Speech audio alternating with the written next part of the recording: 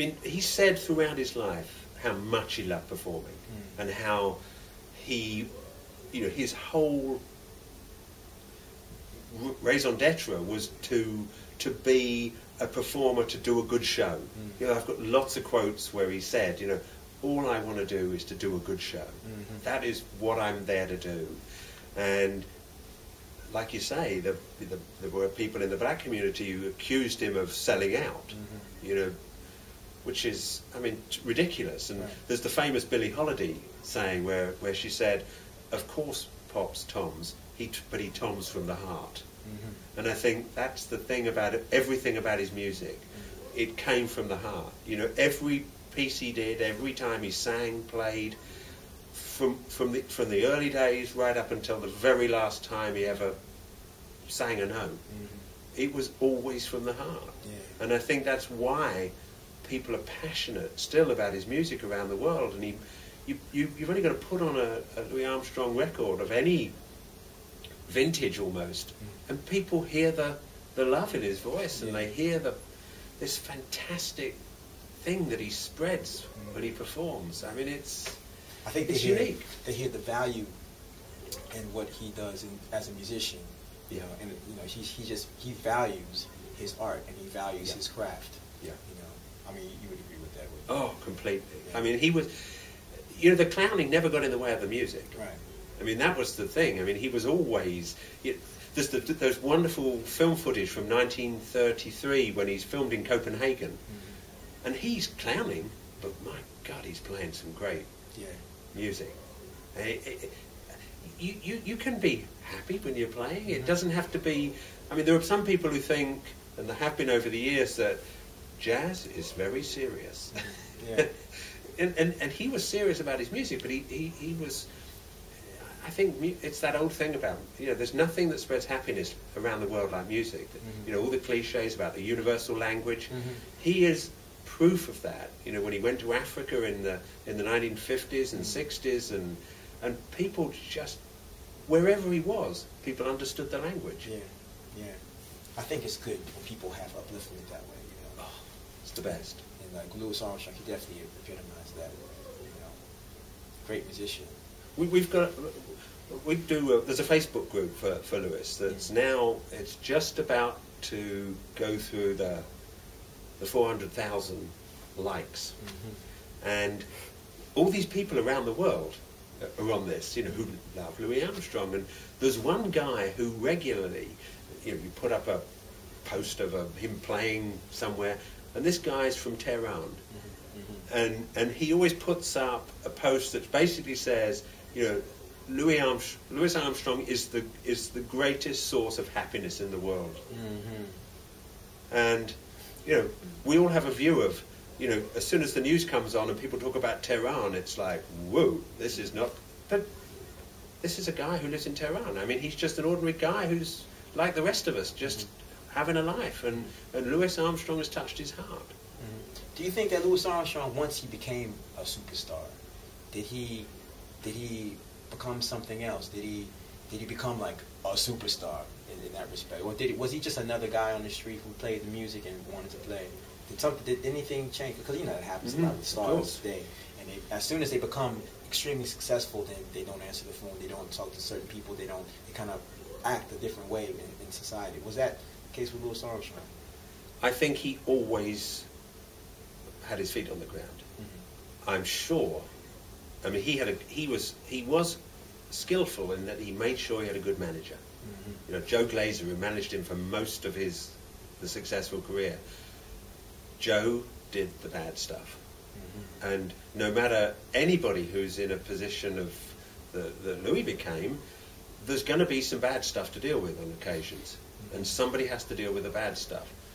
But I don't think Louis he never lost touch with people. He lived in Queens, you know, from 1942 onwards, and you know, people would knock at his door, and there were countless stories of people wanting money from him, and he would give people money.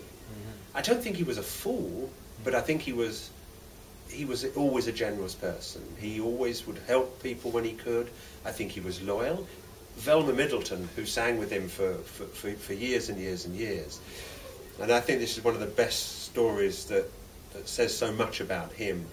There was a Newport Jazz Festival, and they decided they were going to put Ella Fitzgerald, who Louis loved as a fellow performer and did great music with, as we all know. Had he met her by this time? Oh yeah. He met her and he'd sung with her. Okay. But they decided that this Newport Jazz Festival, behind the scenes, there'd been some various conversations. They said, well, we'll get Ella to sing with the All Stars and not Velma on this occasion. Right. Just before they went on, Louis heard this, and he said, no way. Velma sings with us, she always sings with us. Now, there's no question that Ella Fitzgerald was a better singer than Velma Middleton. Right. And it would have been fantastic and she did perform with them on occasions, but not to the exclusion of Velma. And he was loyal like that. And he could have got a better singer than Velma Middleton. But, you know, to him it was, I think, you know, his band were largely his family, and there's lots of stories all the way through where he was very loyal to his fellow musicians, and I think he was always loyal to his fans.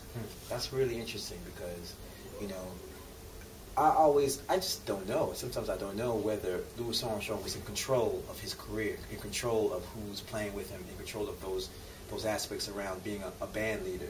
Was it Joe Glazer? So he did have actually a lot of control over what he was doing and where he wanted to go and who performed with him and those types of decisions, did he? I think he was, as far as his band was concerned, he always had the people maybe came and went, you know, obviously through the All-Stars years, some people came in and some people went. I think if somebody came in and went fairly quickly, it was probably because they either weren't good enough musically in Louis's mind, or they didn't fit in. And I think a band is not necessarily the best soloists, is it? It's not necessarily always the best individual players, exactly. But it's how it works together. Yeah, that's an ensemble. Yeah, totally. And I think he never lost sight of that. And you know, when Louis was playing, I mean, he could play with almost anybody, couldn't he? I mean, it would always going to sound good. Right.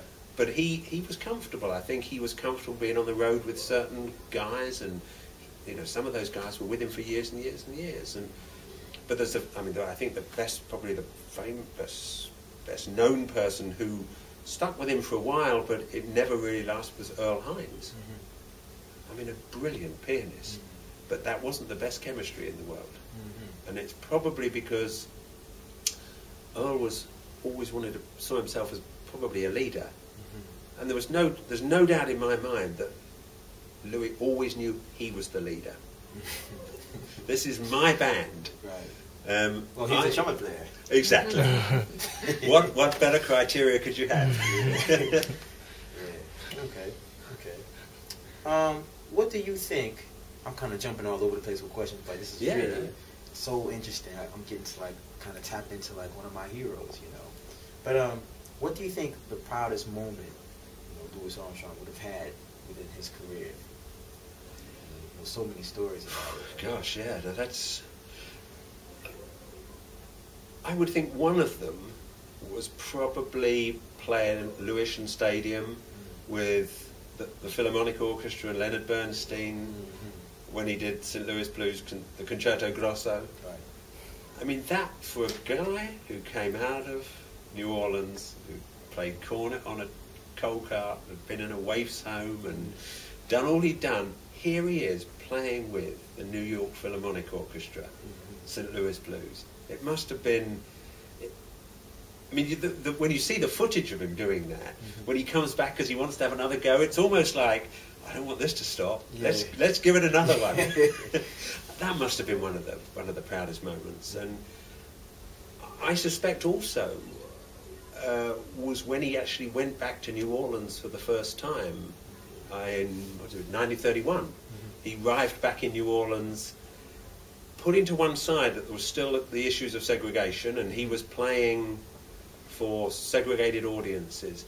He returned to New Orleans as a star. You know, he'd left it as as just a trumpet player on the ships and on the steamers, and then he went with King Oliver. But he returned as a star. That must have made him feel pretty good. Yeah, that must have. You can't get away from the fact that the segregation issue was appalling, but he was still recognised, and he was broadcast on the radio, which was again a big step. There weren't many black artists at that point who played on the radio. So I would think those two would have been two of the proudest moments. Yeah, he totally. But he had a lot. Broke down so many barriers, though. Oh, amazing. How did he deal with the civil rights movement? How did he address that not just from a musical standpoint, but from a personal standpoint? Well, there was the occasion, and I think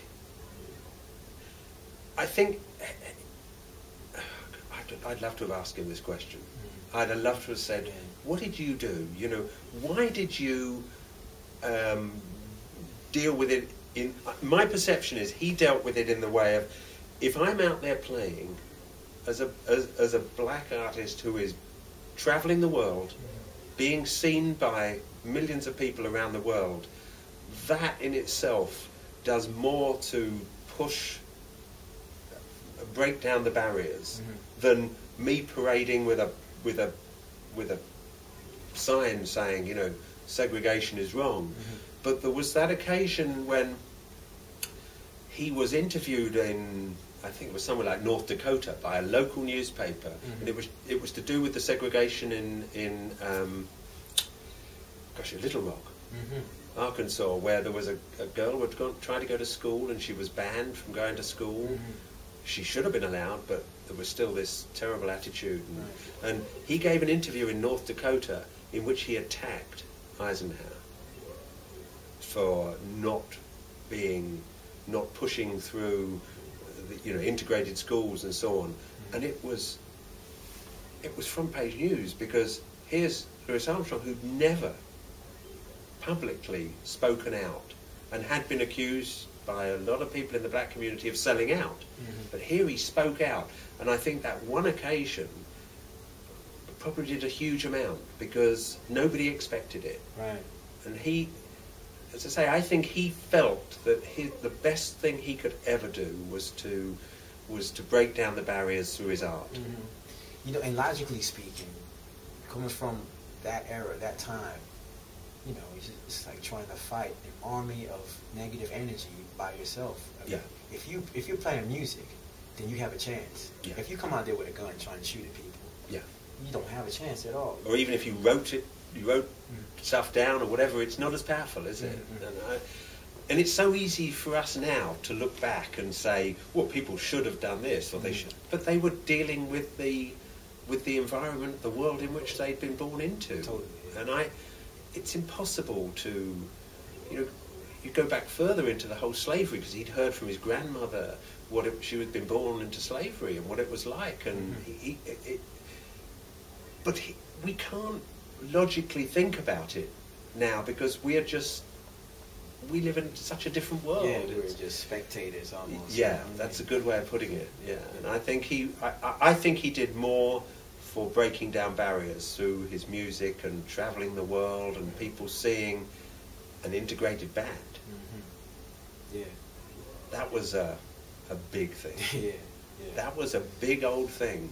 There weren't, and many musicians did that too. Gene Krupa was another one. I think Gene Krupa was put in prison one time for hitting a policeman, because he had some black guys in his band, and they were eating, and the policeman came and said, "You guys can't eat in this restaurant together."